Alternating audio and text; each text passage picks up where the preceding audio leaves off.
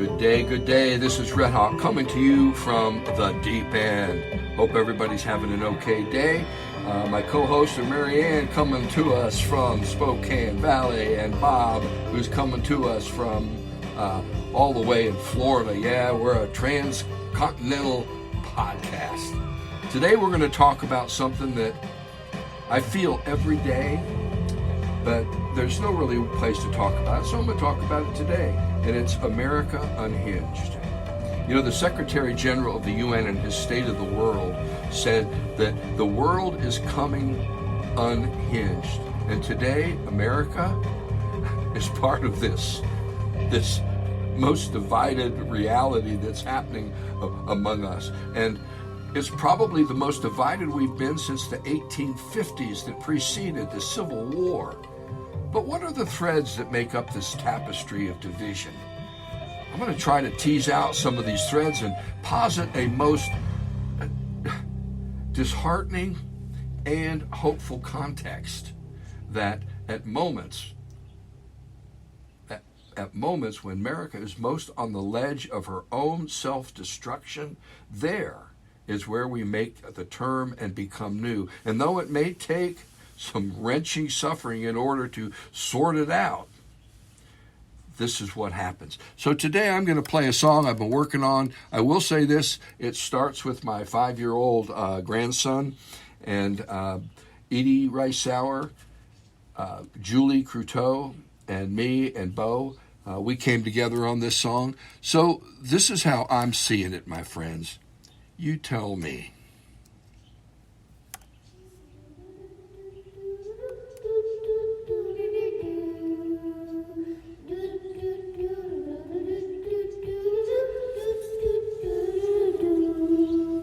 What's going on when we get it wrong? Peering over the ledge is when we're most on our growing edge. Now we're called to the task where we have to ask how we missed the mark, ended up in the dark. 'Cause it's time to be self-critical. It's not political or analytical. Look at ourselves. Don't get lost in the biblical. Try to stay critical. Make the truth a friend no matter what she says.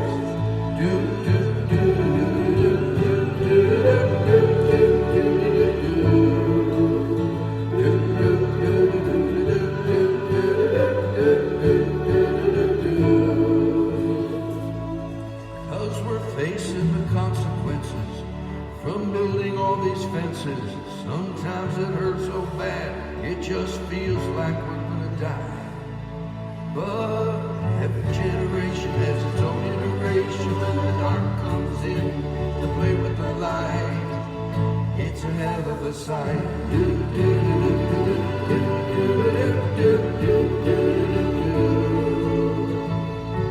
We're looking in the mirror, don't like what we see. No, no, no. Not really realizing that it's you and me. We the people. What's going on when we get it wrong? Peering over the ledge is when we're most on our growing edge. Now we're called to the task where we have to ask how we missed the mark. Ended up in the dark, ended up in the dark.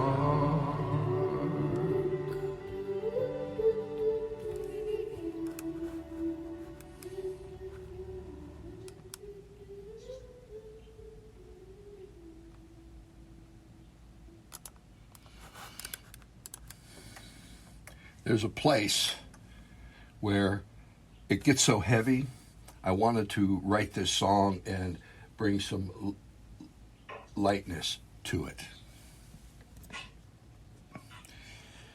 You know, I wrote this kind of in the same vein as Country Joe and the Fish. 1, 2, 3, 4. What are we fighting for? Don't ask me. I don't give a damn. Next stop is Vietnam. You know, that was an awful place for any human being to be. flying into that country knowing you were going to be on the front lines. And so I wanted to add a bit of lightness to this, but I also wanted it to say that there is a new iteration, and that every generation has its own iteration where the dark comes in to play with the light. Now, today, what's making America Unhinged? It is multi-dimensional, multifaceted. It's coming from all different directions, but we have only a half hour, and I wanted to play my song. So what I want to see today is I'm going to reduce this to 3 threads that make up our huge threads, and they all have associative threads, if you will. And I'm taking this from an article by Ian Bremmer from Time Magazine. It's a few years old, but it rings truer now. By the way, Noam Chomsky, he predicted exactly what's going on with us back in the 70s, and it's an interesting phenomenon. So what are the 3 threads? The first one is race. Now, the Civil War was a suffering place that was trying to sort out this race thing. But after the war, it took over or almost 100 years to deal with civil rights. Think about that. It's still a problem. And then there's the backlash of the white movement. You see, racism is literally woven into the structural systems, and that's what we're trying to wake up to right now. We're trying to wake up to that, and it's not easy. Because it's almost hard to see. It's so ubiquitous. The second thread is capitalism. Now, the good news is that capitalism drove the U.S. to become the world's most preeminent superpower. People all over the world have wanted to come to the United States for the opportunities of security to make a living and to support your family. But the whole thing of capitalism, it led to the accentuation of a sub-thread, which is individualism. And individualism is pretty much every human for themselves, women and children be damned kind of situation. And the nature of wealth that emerged began to divide us in a way that we have never seen before. Because, well, actually we saw some of it in the 20s and 30s and in the early 1900s, but not like today. Because wealth has created a whole sense of privilege, and the gap between the rich people and the rest of us, those inequalities, they're rampant. Just Google the difference between the pay of a CEO and a worker in America versus the CEO and the worker anywhere else in any other democratic society, and you'll see how pervasive and how wedge-like this aspect has become. Today, a household can't even sustain itself on a single wage earner's pay. Think about that. So we have race, we have capitalism, and it's not just capital, it's the whole nature of money. And then there's the third one, media. And I think this is huge. Social media, since social media, you only need to put your eyes on those things and those perspectives that reflect you. You don't have to hear any of the other stuff. You see, media has become fragmented, and most people just spend their life in this little bubble of their own fragmentation. So, social media. The second piece in media is fake news. It's just amazing how both difficult it is and how easy it is, if you know where to look, to find what is true. The problem is, to find what's true takes time and effort. The 2 magazines that have come to mind for me are The Atlantic and Monthly and The Economist, which are both small font magazines. So here we are in this place in America that is most difficult. And you know, there's all kinds of other issues other than racial and economic and media. There's climate change, there's law enforcement, there's international engagement and those kinds of things. So the issue is huge, but there's something about, if we begin to look at our problems as a growing moment, as a place where things are shifting. And that turn, the real issue now is how painful that turn is going to be. How much violence and suffering will we generate? We're looking into the mirror and we don't like what we see. Truth today is more clouded, in muddy waters, and easier to track down if you know where to look. Everybody's smartphone you can access anywhere. And I'll be honest, I watch Fox News sometime when I can handle it. And I think the right wing is pushing us into authoritarianism. However, the left wing is turning individualism into mamby-pambyism in my mind. If you look at on college campuses, trying to keep people from having to engage in disagreements, so we have safe zones. I'm not for that. Now, I will say I'm an independent. I think the GOP is undermining democracy itself, and we're in a place of testing. Again, I think the left is just diluting itself with some of its trying to protect our young from life and me from growing up. So I just said a lot. I know that America is in deep trouble, and I know that it's going to take a huge force, and not a violent one, I pray, but a force of vision and revisioning of not just America, but the planet itself, so that we have an understanding, a narrative that we can all go to. So that's my opening statement. I hope the song came through. I'm not real sure at this point, given the feedback from my co-hosts. But I will turn it over to you first, Bob. Here we are in an unhinged America. Well, I certainly agree with you. The three main variables that have led us to the point that we are just as you've articulated them. And I think the others that you mentioned, climate change and all of that, I think that it's the first three that are really preventing us from dealing with the others.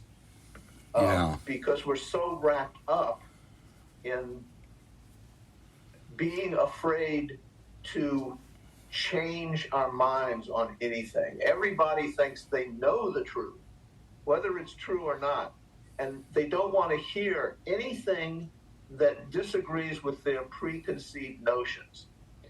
And that is so dangerous.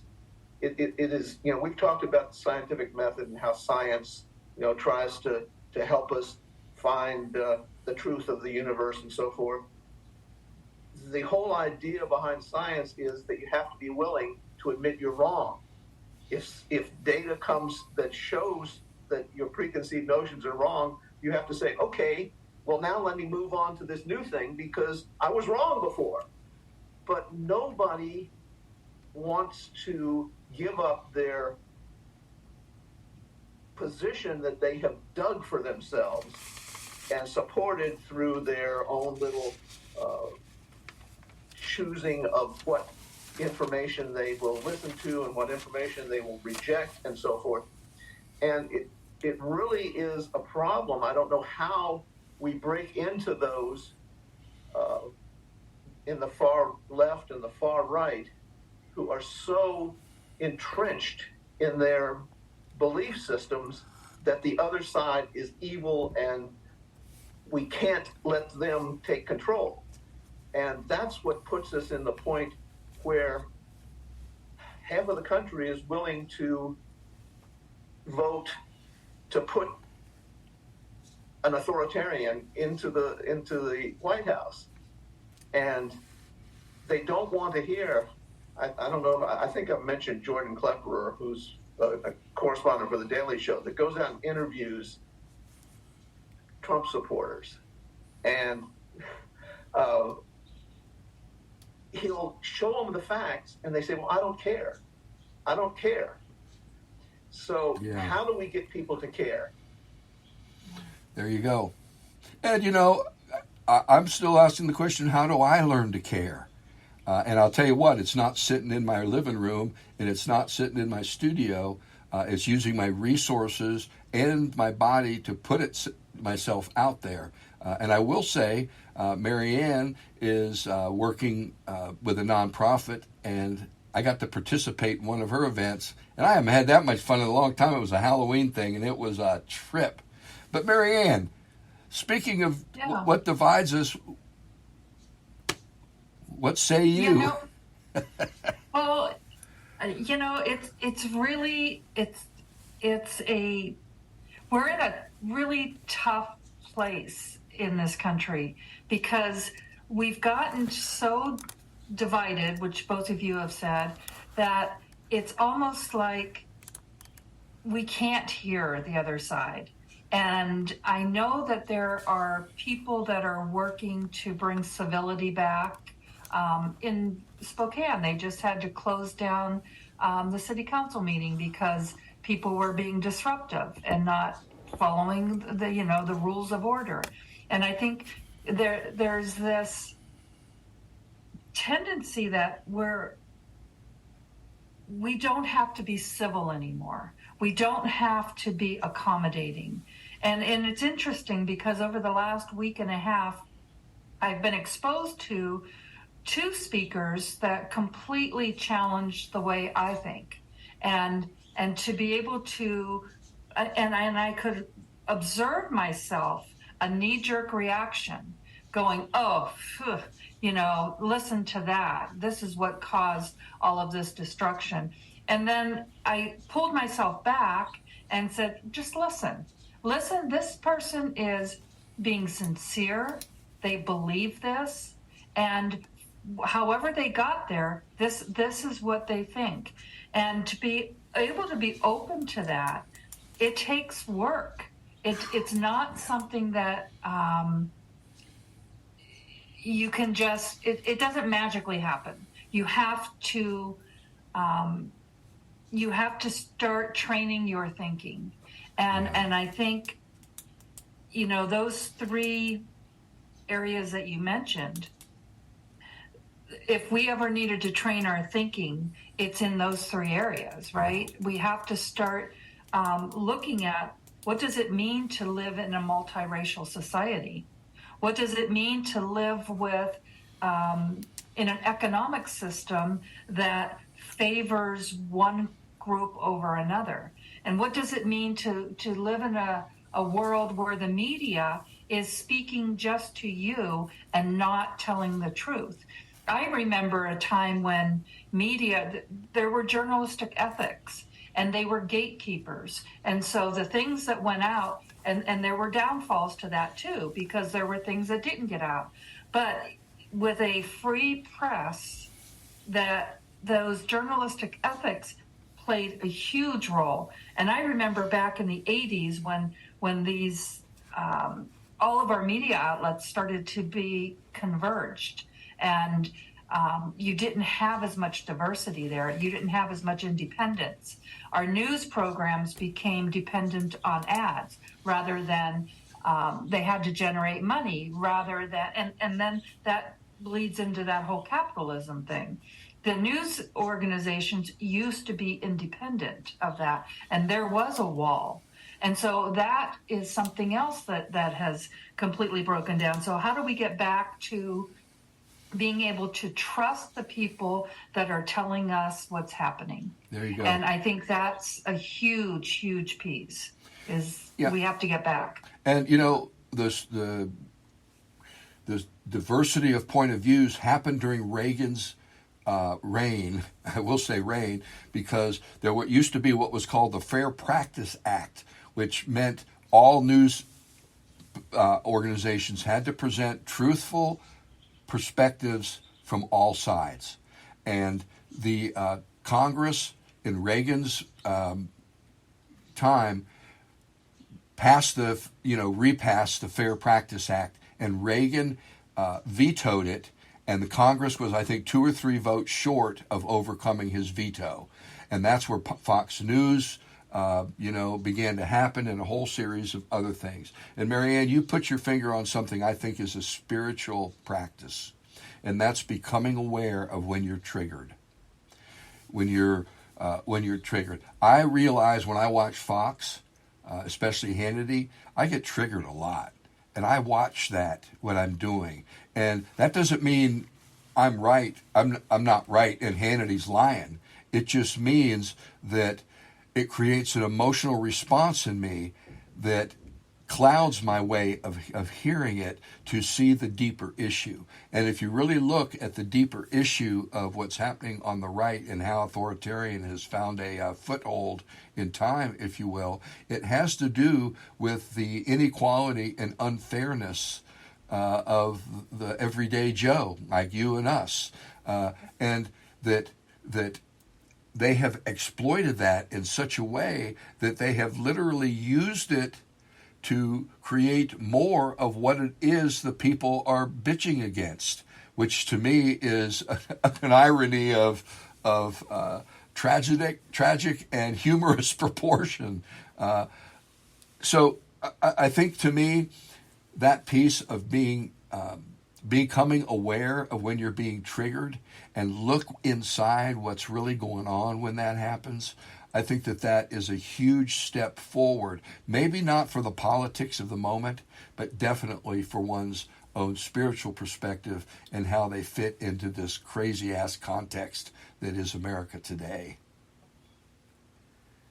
Well, I agree. You gotta know when you're being triggered, and I agree you've got to listen to the other point of view.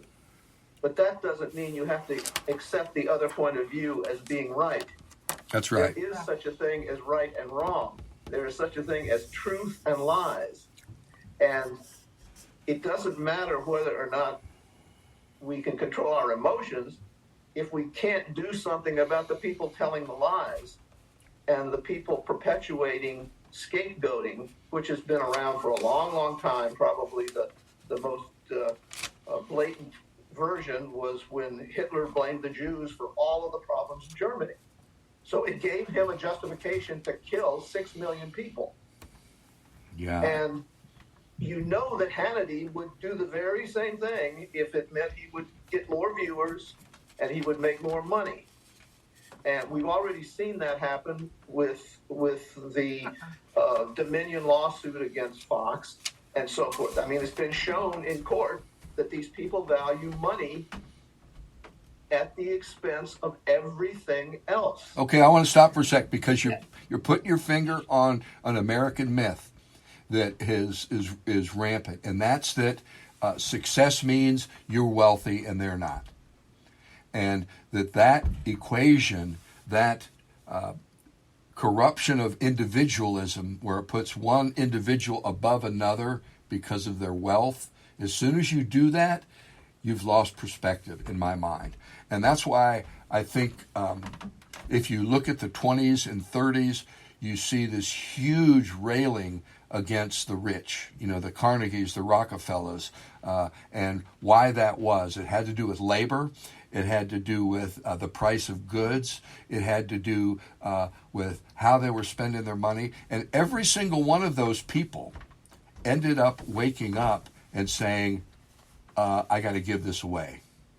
Carnegie, Rockefeller, and that's not to say they gave it away the way we would give it away, but I want to suggest that there's a lot of us that aren't giving squat. We don't give to churches, we don't give to politicians, we don't give to causes. And I always say, if you really want to know who you are, look at your calendar and your checkbook. And that's the measure of right and wrong and moral and immoral. If you have resources and you don't share them, in a way that's helpful, I just you're jerking off somewhere as far as I'm concerned. Now I want to say this: if you all are watching the morning show, this is exactly the issue that's at play. Is a really rich guy who's buying a media company, and it's just the dynamic is so amazing between the worker and the CEO, and that's a microcosm of what we're going through. Rich people, I think, look at Bill Gates. he has done a whole lot for health, global health. And that's not, maybe if I had that kind of money, well, I'd be giving it away before I made it, so it wouldn't matter. But I think that the solution here is for people to become engaged, take their time. That means do the media stuff and not just TV, but really do the media stuff.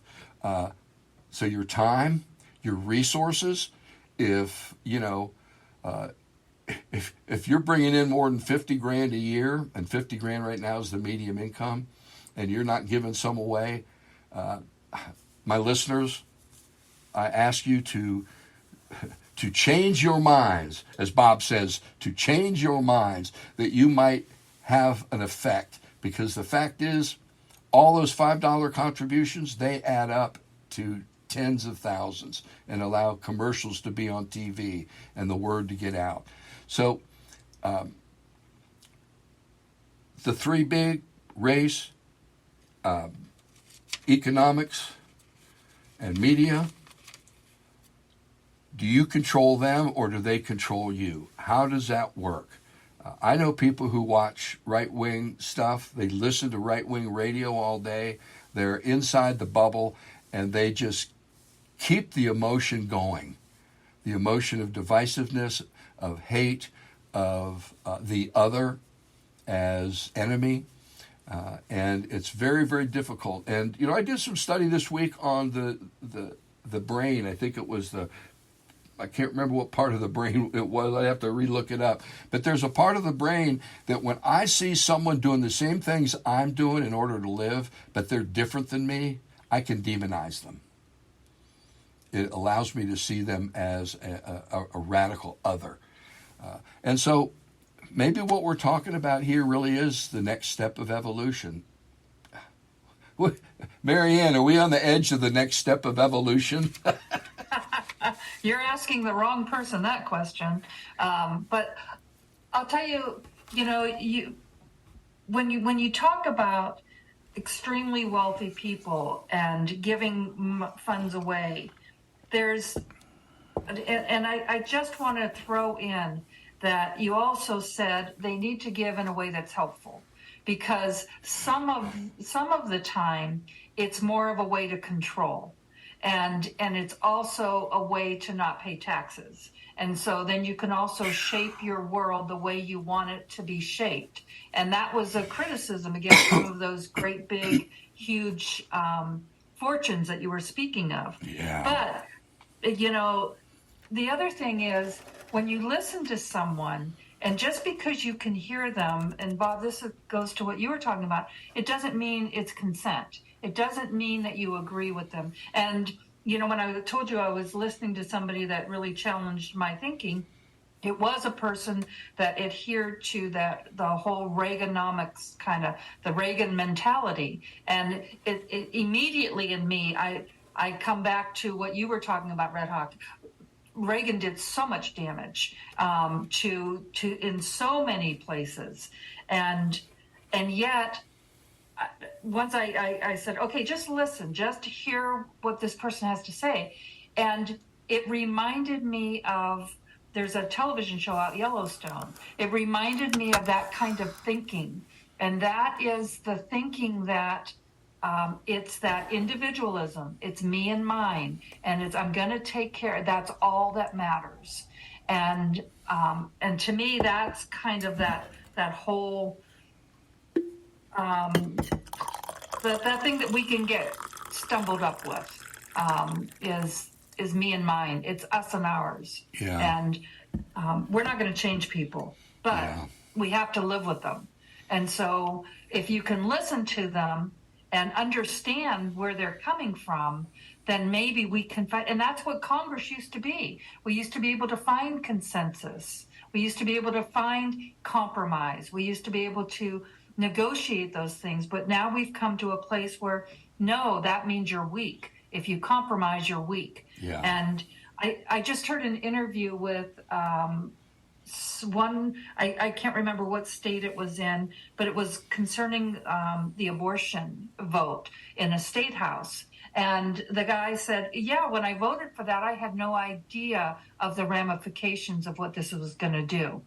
And it was like, oh, you didn't research it. You didn't think about it. Yeah. And now there are hundreds and thousands of women that have to live with that now. Yeah. So, well, we're looking in the mirror and we don't like what we see, not really realizing that it's you and me. I want to say there is no I in we the people.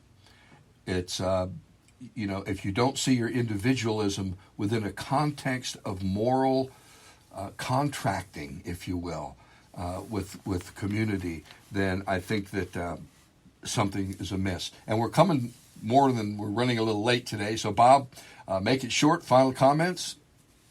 Okay, I'll just refer to two of our greatest presidents, George Washington and Dwight Eisenhower. George Washington warned the country when he left office, which he didn't need to do, by the way. They wanted to make him king. He warned the country against political parties, because once you have political parties, you don't think about the country anymore. You think about the party. The other president that I refer to is Dwight Eisenhower, who, as he was leaving office, warned the country against the military-industrial complex. He said, do not allow the military-industrial complex to take over the country, which is exactly what it has done. So if we can go back historically and take the advice of some of the greatest men that this country has ever seen, maybe we can pull away from this abyss. Yeah. Mary Ann, final comments? well, and I think to bring that down to just an individual level is what can we do in our daily lives?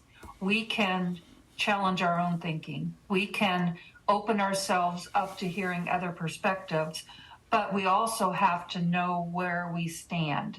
And in order to know where we stand, we have to understand that what we can do about it. So we have to, like you were speaking earlier, Redhawk, about being active. Who are you supporting? What are you doing to, in your world, in your life, to impact the world that we all live in? Amen. Amen. And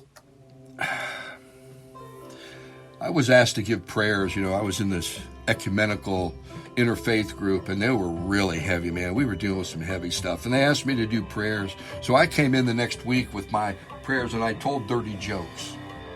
And they all went, what the heck are you doing? And I said, look, this is heavy stuff we're dealing with. We got to keep our hearts a little bit light, don't you think? We need to create an opening in us. So, part of the song I played for you, don't get lost in the biblical, try to stay clinical, make the truth our friend no matter what she says. We're looking in the mirror, don't like what we see, not really realizing that it's you and me. There's a point where I have to admit, in theater, they put tragedy and comedy in this interlocking, almost Escher-like interconnectedness. And I'm beginning to understand why that is. And it's taken me forever to begin to understand that, and I keep beginning to understand it over and over. But next podcast is going to be to laugh. Just to laugh. Is it medicine? Is it denial? It might be everything. My friends, blessings, and may the one be within you and without.